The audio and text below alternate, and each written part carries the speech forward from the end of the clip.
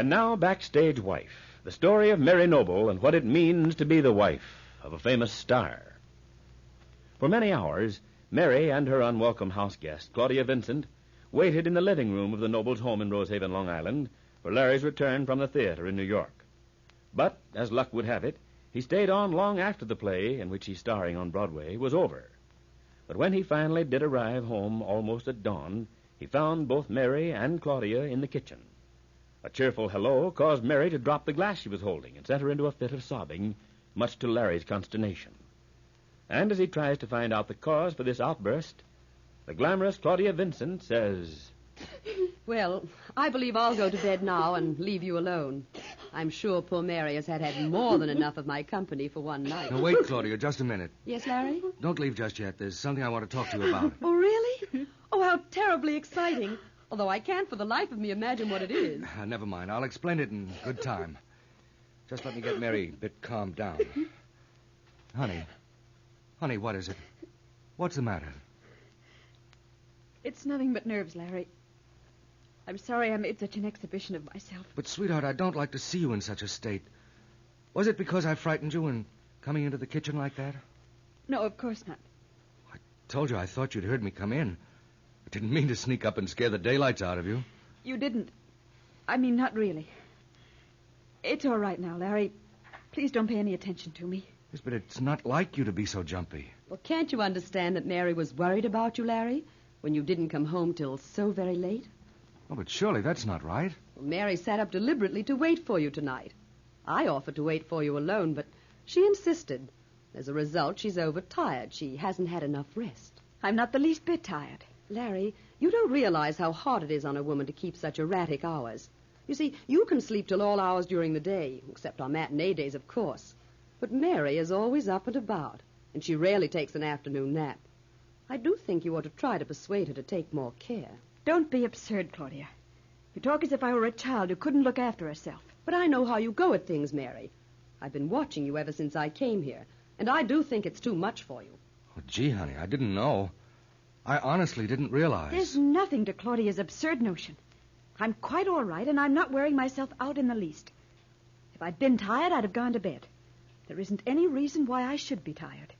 This is a very easy house to manage under ordinary circumstances. And besides... I see what you mean, Mary, under ordinary circumstances. That means when you haven't any unwanted house guests. Oh, Mary, of course you didn't mean that. Tell her, darling. You're all unstrung. You don't know what you're saying. Perhaps you're right, Larry. It's been rather a trying day. I'm just going to pick up this broken glass on the floor so that no one steps on it. And then if you'll excuse me, I'll go on to bed. You go right on, honey. Don't worry about the glass. Just show me where you keep the broom and dustpan. I'll fix it all up. Now, don't you bother with it, either of you. Just leave everything to me. I'll clean up every little sliver of broken glass. Mary, wouldn't you like a cup of cocoa or something to take with you to help put you to sleep? No, thanks. I'm not the least bit hungry.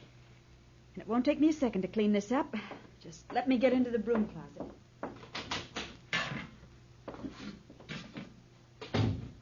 Now then, just step out of the way, will you, please? Oh, honey, please let me do this. Nonsense, Larry. There's nothing to it. All this by silver. A little bit of broken glass. It looks like quite a lot to me. Well, I broke a glass before you came home, Larry. I declare this has been a difficult evening for your china cabinet. Oh, now then, that's clean. I'll just run a damp cloth over the place and... Please, dear, let me do this. You really mustn't overtax yourself. Thanks just the same, Claudia. It's all finished. Now then, I'll just put these pieces into the trash basket. Do you think you've picked up all the little slivers? Wouldn't it help if I went over it with some cotton dampened with water? I'm told that's the best way to pick up glass, Mary. Do whatever you like. But I assure you the floor is quite safe now. Good night, Claudia. Good night, Larry. Good night, dear. I do hope you sleep well. Good night, honey. I'll be up in a little while. Oh, please don't hurry on my account, Larry. You can have your talk quite without interruption. I'm sure I'll sleep like a top. Holy smoke. Shh. I think maybe I'd better go along upstairs. I wouldn't right now, Larry. I think she'll be better off alone. As you can see, she's rather upset. Yes, but why? Well, Mary tries to do too much, and she sits up till all hours waiting for you. Well, she's always done that. She likes to wait up. I still don't see what caused her to break down like that. Not the least bit like Mary. I think maybe I'd better go see if there isn't something I can do. Now, if you'll accept a woman's advice, Larry, you'll let her alone for a little while at least. Let her regain her composure. Well, maybe you're right, only... Larry, you said you wanted to tell me something. Oh, did I? Don't you remember? When I said I was going to bed, you told me to stay. You said it was important. Hmm? Oh, yes, of course, Claudia. I almost forgot. Well, can't you tell me now?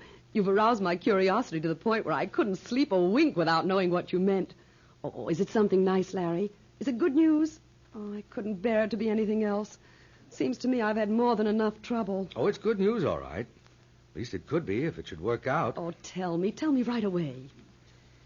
Suppose we go in the living room and sit down. I'll tell you all I know. Well, shall I turn out the kitchen lights? Mm-hmm. Might as well. And I'll close the door. Hurry, darling. Oh, I simply can't wait to hear about it. And in nearby Oyster Bay, wealthy Rupert Barlow finds sleep quite impossible. The ashtray is overflowing with half-smoked cigarettes at his bedside. Now he stands at the window of his spacious bedroom. Rupert's angry expression indicates his mood. Confounded nerve. Both of them. Calmly taking my convertible and driving about all night long. Not as much as to buy your leave. What do they take this place for, a confounded hotel? Well, by heaven, it's got to stop. I won't be put upon in this way. I won't have it. Young whippersnapper. Who does he think he is? Oliver Wilson, indeed. And just who is this mysterious Oliver Wilson? Running around Bermuda after Julia Dixon, getting her to make a fool of herself over him. Julia, at her age, and with everything she's had here on my estate for the last 10 years as my secretary. Because she's jealous of my interest in Mary Noble, she brought this Wilson person back with her from Bermuda just to upset me. To think that she would suddenly behave like a silly schoolgirl. Julia, who's always had such good sense, such perfect understanding. Hang it all, doesn't she know how I feel about this kind of thing? Running around all hours of the night with that fellow? They turned in the drive some time ago. And he hasn't come back yet. Well, if he doesn't cross the grass in another 5 minutes, I'm going after him. I swear I'll have my man Victor throttle him to within an inch of his life. Oh. Well, there he is. Big as you please. Trudging over my lawn as if he owned the place. The nerve of him. Cheek. Just moving in, helping himself to everything he likes, including my car. Julia just sits and smiles at him with the most idiotic grin on her face. It's disgusting. What's more, I won't have it. First thing in the morning, I'll have a talk with her. I'll give her to understand that I won't be made a fool of in my own home. I'll tell her... Suppose she won't listen. Suppose she's really in love with that Wilson fellow. What then? Suppose she decides to up and leave. I've got to think this thing through carefully. Maybe if I had a talk with Victor. Hang it all, why doesn't he answer when I ring? Why doesn't someone around here respect my wishes? Well, I'll lean out the window and call. Wake the neighborhood up for all I care. Victor! I say, Victor! I want you to come here at once. As Rupert Barlow gives vent to his rage, his voice echoes throughout his whole estate. And Oliver Wilson, who's just entering the house, stops in his tracks and waits. Julia Dixon looks anxiously from her cottage on the grounds toward the manor house. Be sure to be listening tomorrow to Backstage Wife, the story of Mary Noble and her husband Larry Noble, famous Broadway star.